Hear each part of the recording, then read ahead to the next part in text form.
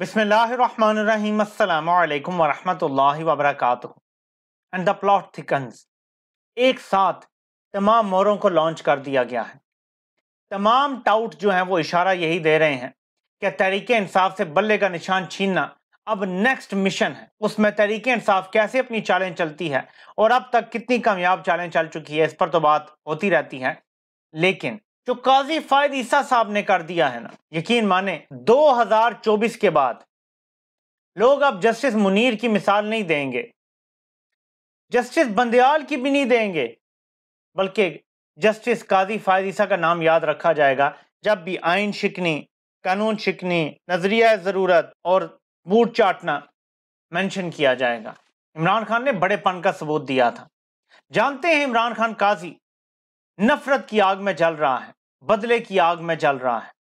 آپ ذرا امیجن کریں، نواز شریف پہ 2016 میں کیس بنتا ہے جب نواز شریف خود وزیر اعظم ہوتا ہے. 2017 میں نواز شریف نائل ہو جاتا ہے. 2018 میں نواز شریف کو سزا ہو جاتی ہے. ان سارے معاملات میں کہیں بھی عمران خان حکومت میں نہیں ہوتا. اگر نواز شریف کی ہی ساری مان لی جائیں تو یہ سارا کچھ کروانے والا جنرل باجوہ اور ان کا اپنا رشتہ دار جنرل نوید مختار جو D G I S I تھے وہ تھے، اور اس ٹائم ڈی جی ایم آئی وہ تھے جو اب آرمی چیف ہیں. لیکن نواز شریف بھی سارا غصہ عمران خان پہ نکالتا ہے جی کہ عمران خان نے میرے خلاف سازش کی تھی. اس کی وجہ ہے اور میں آپ کو آگے چل کے بتاتا ہوں. لیکن اس سے بڑھ کے جو اس سے بھی بڑا فراڈیا ہے، جو پاکستان کے سب سے بڑے عہدے پر بیٹھ چکا ہے، جو منصف اعلیٰ بن چکا ہے، وہ بھی یہی کام کر رہا ہے. 2017 میں ایک دھرنا ہوتا ہے جو نواز شریف کے خلاف جاتا ہے.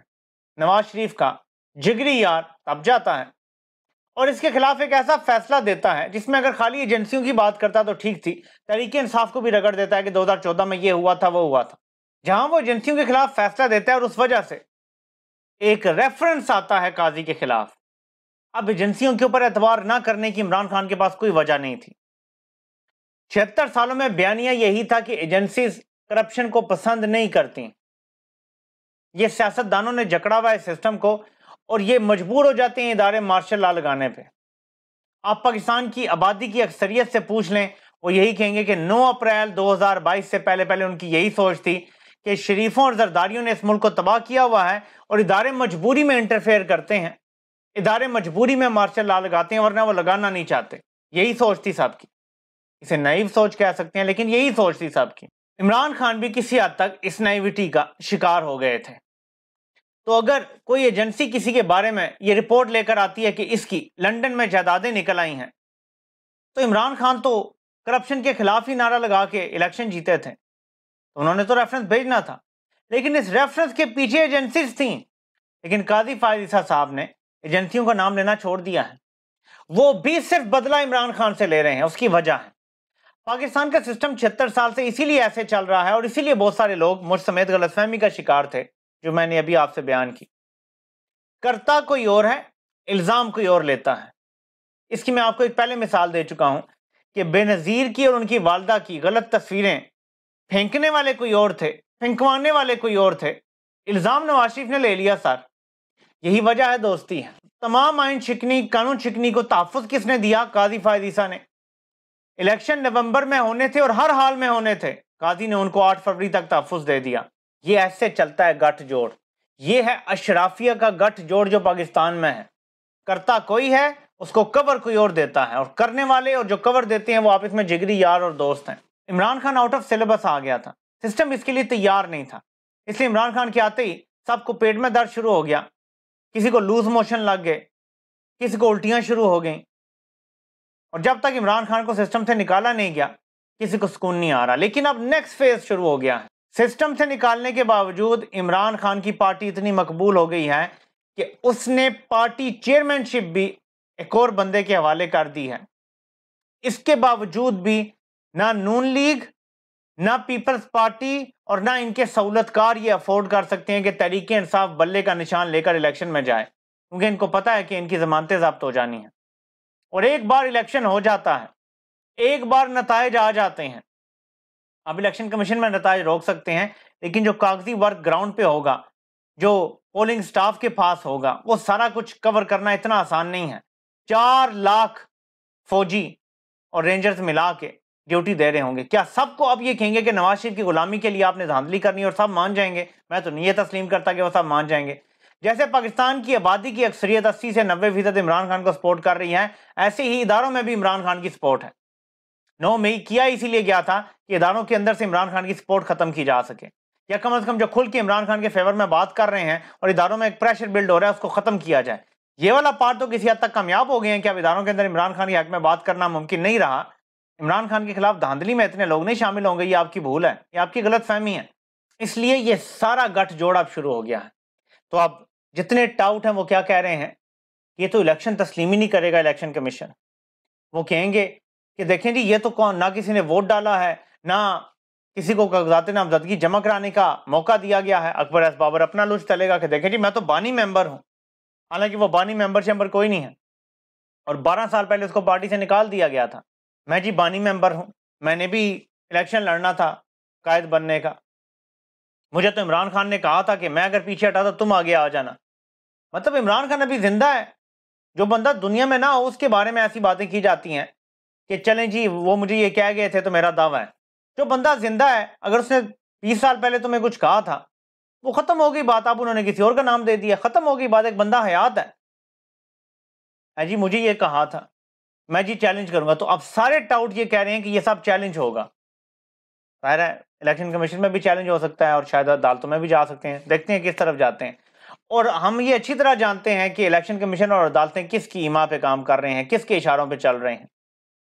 تو تحریک انصاف کو یہ مشکل میں تو ڈالنا چاہتے ہیں، اور کم سے کم وقت رہ جائے، انتخابی نشان اگر نہ رہے تو نیا انتخابی نشان اپلائی کرنے میں، ملنے میں پتہ نہیں کیا صورتحال ہوگی، لوگوں کو آزاد لڑنا پڑے گا، کیا کرنا پڑے گا۔ صورتحال کافی خراب کرنا چاہتے ہیں نا، کیونکہ یہ رسک نہیں لے سکتے۔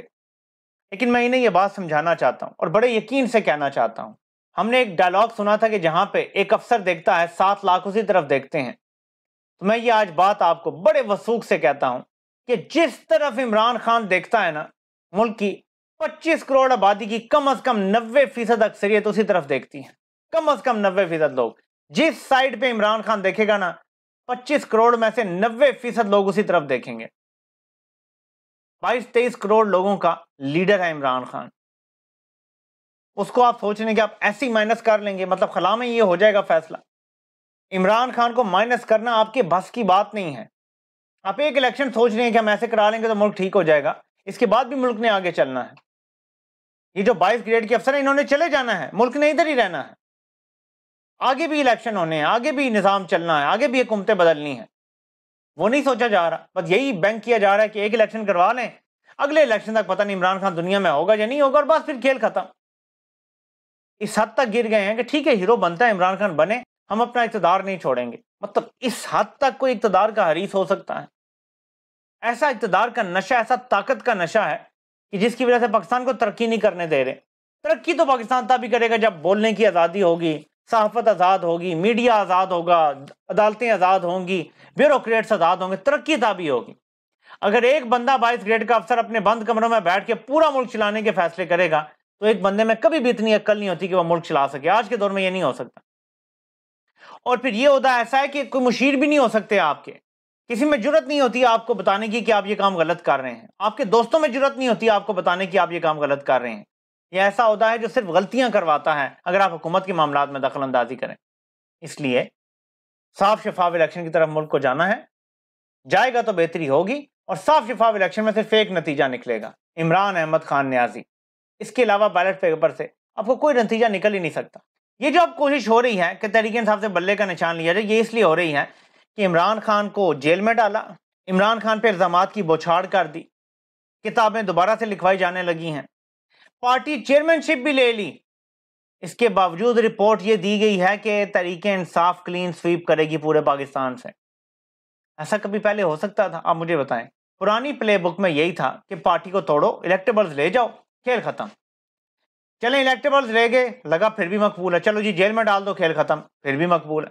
بدنام کر دو، وہ بھی کر دیا، پھر بھی کچھ نہیں ہوا۔ اب پارٹی چیئرمین شپ بھی لے لی، پھر بھی کچھ نہیں ہو رہا۔ لوگوں کا جذبہ اور جوش بڑھتا جا رہا ہے، تو سمجھ نہیں آ رہی، کیونکہ اس سے آگے اس کا سکرپٹ ہے نہیں۔ اس سے آگے پھر یہی ہے کہ جا کے جیل میں جا کے کوئی بندہ خدا نہ خواستہ عمران خان کو جان سے مار دے۔ اس سے کم کا کوئی سکرپٹ کام نہیں کر رہا۔ اس لیے پریشان ہیں اور اب NRO مانگ رہے ہیں، اور عمران خان نے NRO دینے سے انکار کر دیا ہے۔ اور ان کی بہن جو ہے علیمہ خان، انہوں نے بتایا ہے باہر آ کے کہ باجوہ کا کیا کردار تھا، ڈونلڈ لو کا جو لیٹر تھا، اور کس کس کو بچانے کے لیے کیا جا رہا ہے، اور لنڈن پلان کا دوبارہ ذکر کیا ہے۔ اس کا مطلب ہے کہ عمران خان NRO دینے کے لیے تیار نہیں ہے۔ دیکھیں عمران خان تو جیت چکا ہے، وہ زندہ باہر آتا ہے، وزیر اعظم بنے گا، تب بھی اس کی جیت ہے۔ خدا نہ خواستہ اگر اس کی زندگی نہیں رہتی تب بھی وہ جیت گیا ہے۔ آپ کے لیے نفرت کی وہ دیوار کھڑی ہو گئی ہے کہ آپ اس کو کبھی کراس نہیں کر سکیں گے اگر عمران خان دنیا میں نہ رہا۔ دعا کریں، میں پھر کہتا ہوں کہ اللہ اسے زندگی دے اور ایک بار وہ وزیر اعظم بن جائے اور عوام کو سکون ہو جائے، ورنہ نفرت کی یہ دیوار آپ پھلانگ نہیں سکیں گے، عوام کے اور آپ کے درمیان یہ کھڑی رہے گی اور واپسی کا کوئی رستہ نہیں ہوگا۔ اور تب کوئی یہ بھی کہنے والا نہیں ہوگا کہ ملک بھی میرا، فوج بھی میری۔ آپ سے انشاءاللہ پھر ملاقات ہوتی ہے۔ اللہ پاک آپ سب کا حامی و ناصر ہو۔ آپ سب کے سننے کا بہت بہت شکریہ۔